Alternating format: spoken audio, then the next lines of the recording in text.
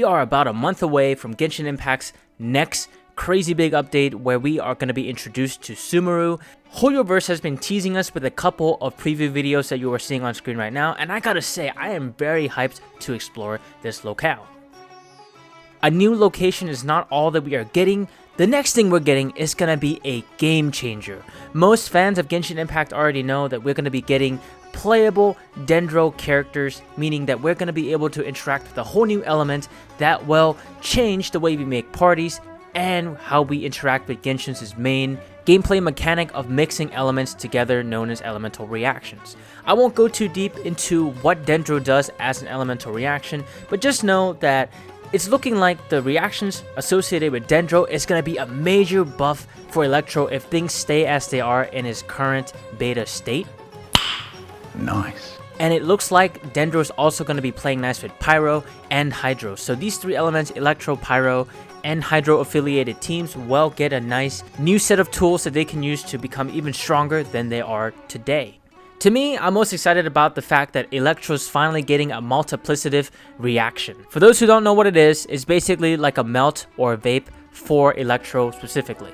Genshin Impact, being a gacha game, means that every player is going to have a different array or sets of 5-star characters that they have access to, meaning that the way that you're going to be able to interact with Dendro when it arrives in version 3.0 is going to be different depending on player to player. However, if anybody plays Genshin Impact enough, they will probably have one of the 5-star standard banner characters such as Diluc, Keqing, Mona, Jean, and yes, everyone's favorite pity breaker, Qiqi.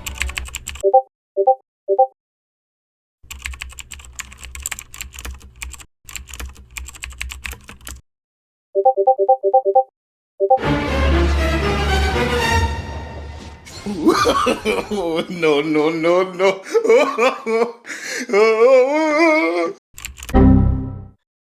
Which leads me to this fun video. Which standard banner 5-star unit benefits the most from Dendro?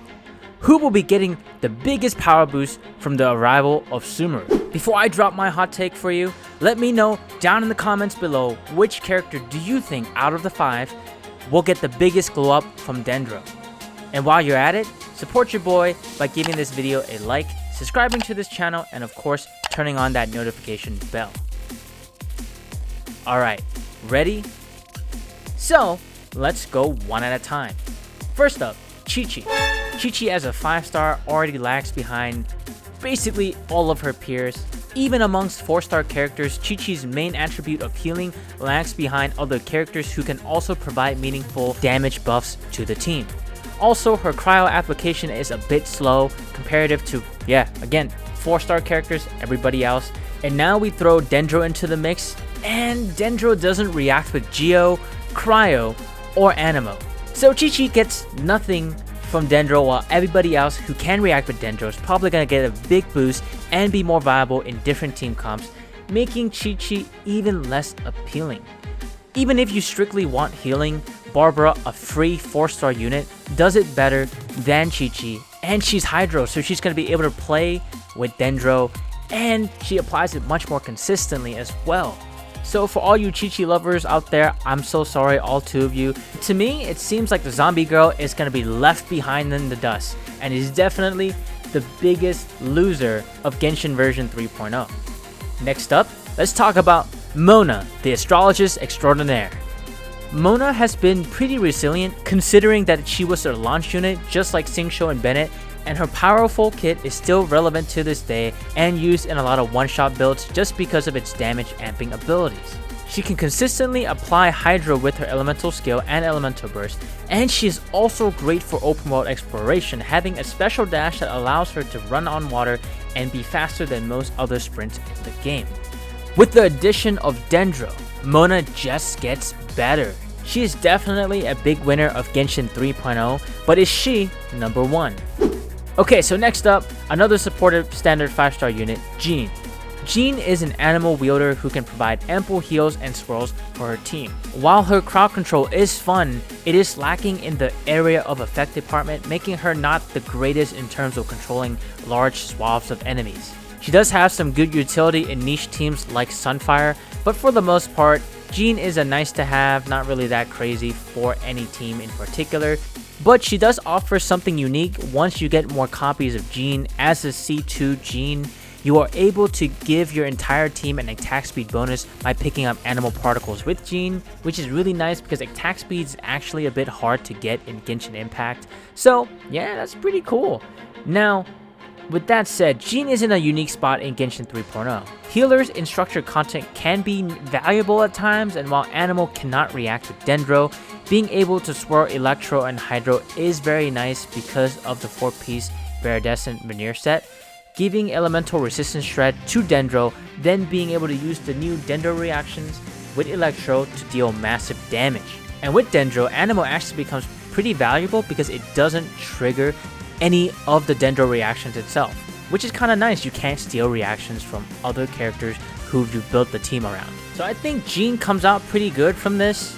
Not the greatest, but she has some very niche and unique applications that make her valuable in certain team comps. So next up, the last two are pretty similar. Diluc and Keqing are both DPS characters with the ability to react with Dendro. Both of their kits are pretty fun, especially Keqing's ability to use her elemental skill for traversal and dodging boss mechanics. But they both suffer similar drawbacks. While Diluc, the luckier of the two, was blessed as a Pyro unit, where Pyro was very strong in terms of Genshin's 1.0 to 2.0 and onwards content, even he, just like Keqing, are definitely leagues behind more recent 5-star units of similar elements. Comparing Hu Tao to Diluc and Raiden Shogun to Keqing, ooh, that's a tough one. Remove all obstacles. They are not even in the same power bracket, and it hurts sometimes. Unlike Jean and Mona, who are supportive units as DPS characters, Keqing and Diluc will only be weaker and weaker over time as more new units join the Genshin roster. But that's not to say that these standard units won't get a new lease on life with a next level ascension later down the line if Hoyoverse decides to go that path. Don't let that stop you from building Diluc or Keqing. Both are very fun and are completely viable if you have access to them and build them up right. And Dendro is going to be amping up both of these characters, so that's going to help you finally live out your Keqing Electro DPS Queen dream that you've had since Genshin 1.0. Definitely. As a Keqing fan myself, the new Dendro reactions seem to be Keqing's long-awaited glow-up. Keqing, although full of issues and problems that keep her from being meta-defining, can be monstrous when fully built and able to hit a stationary unit that will not be knocked back by her charge attack barrage.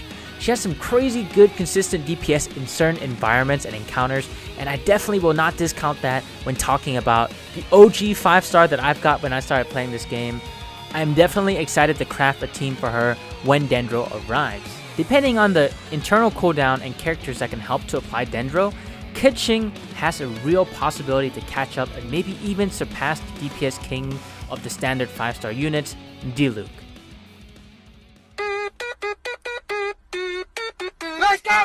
But even with all that, I don't think Keqing is gonna beat Mona when it comes to who gets the biggest glow up from Dendro. What else would you expect of a genius astrologist? Hydro currently just works too well with Electro right now as is, and with Dendro coming up, it will help set up Electro even more for Electro to utilize Hyper Bloom and so on and so forth. Mona has some unique tools that is beneficial to a broad spectrum of characters, possibly one of the best elements in the game, and has useful skills outside of combat. I don't know, I think the cards are just stacked for Mona to be great when 3.0 comes out and onward. But that's just my take on things. I think Mona is the biggest winner here. What are your thoughts? Let me know down in the comments below. Have a good one, and I'll see you in the next video.